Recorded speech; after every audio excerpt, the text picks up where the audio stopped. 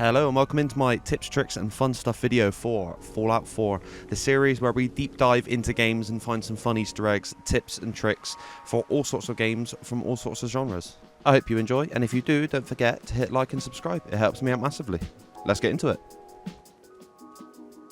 First one's a quick tip, and it's fairly obvious for anyone who may have played Fallout before, but for anyone who hasn't, make sure you're picking up the Bobble Heads. Like this one you'll see in this video here is the Perception Bobble Head you get when you first meet Preston Garvey. Very, very handy and definitely worth picking up as they give you a permanent boost in certain special skills.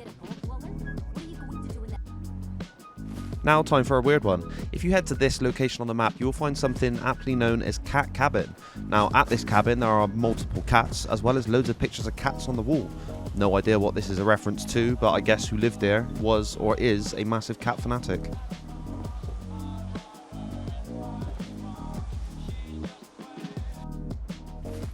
Up next is an IRL reference. If you head to this location on the map, you will find something that is known in-game as Carhenge. This is a reference to real-life Stonehenge, pictured here. How cool is that?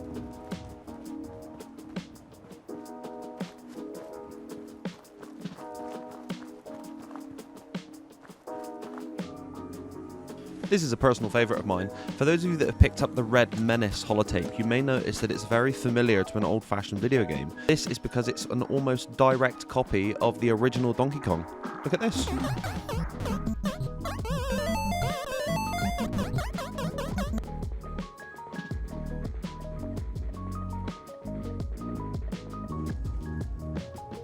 Here's a cool Star Wars one. If you head to the abandoned shack on the left hand side of the map, drop through the hatch and go all the way to the base level and pick up the book, you'll notice a little bit of a nod to Star Wars, and that's this scene.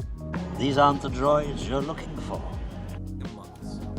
Here's a cool one. Did you know that Diamond City celebrates Christmas? If you go to your Pip-Boy and check the bottom left hand side, you'll see a date. If that happens to be the 25th of December, you will see that Diamond City is dressed up in all of its Christmas attire. This next one's a cool Skyrim reference. If you get access to the Brotherhood Pridwin, you can get a plant called the Experimental Plant. This may seem familiar to some people who are familiar with Skyrim. That is because it is the Nirn root from Skyrim, featured here.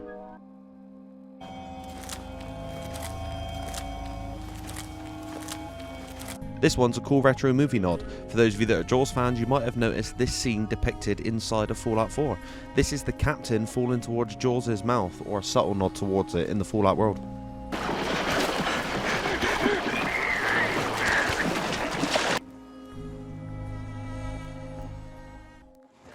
Here's a quick tip. Although it sounds very, very obvious, make sure you're looting legendary enemies.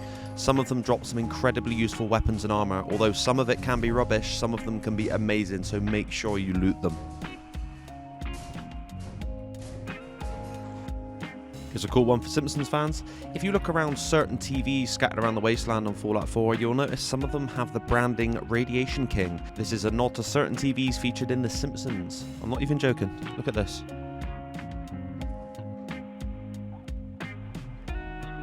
Here's an incredibly useful tip for when you're first starting out in Fallout 4. For those of you that didn't know, Sanctuary Hills is the place that you lived before the Great War.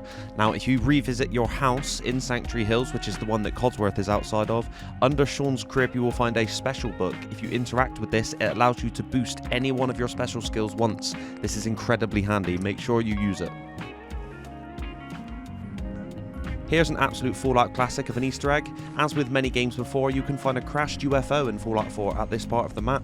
It's pretty cool to look at, although the main feature here is if you follow the green blood on the floor, it will lead you to a cave where the alien captain is. They will attack you on sight, but you can loot their gun, however. It's well worth picking up.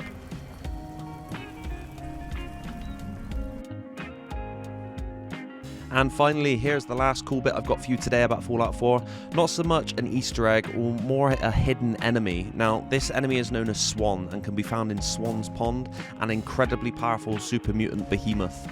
If you kill them, they've got some good loot. However, I will warn you, they are an incredibly powerful enemy and do some insane amounts of damage. Do not underestimate Swan. I have done that many times, and I've been on the receiving end of the death screen many times. And that's your lot. at least for now. I hope you enjoyed. I enjoyed making it. Fallout has been a huge series for me when it comes to streaming and making videos. I've been really enjoying making stuff like this. I'm going to be going on to doing many different videos on many different games along this series, so expect to see more. I hope you liked it. If you do, don't forget to hit like and subscribe. It helps me out massively. And until the next one, peace out. Much love.